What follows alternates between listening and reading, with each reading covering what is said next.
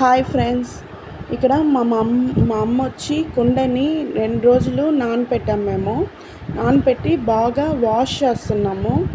అంటే దాంట్లో దుమ్ము, సిమెంటు చాలా ఉండింది. అంతా వాష్ చేసిన తర్వాత క్లీన్ చేసి నేను మీషోలో స్టాండ్ బుక్ చేసుకున్నాను. ఆ స్టాండ్ కింద ఒక ప్లాస్టిక్ ప్లేట్ వచ్చింది. కుండల నుంచి ఊట కారుతుంది కదా, ఆ నీళ్ళన్నీ దాంట్లో దిగిపోతాయి.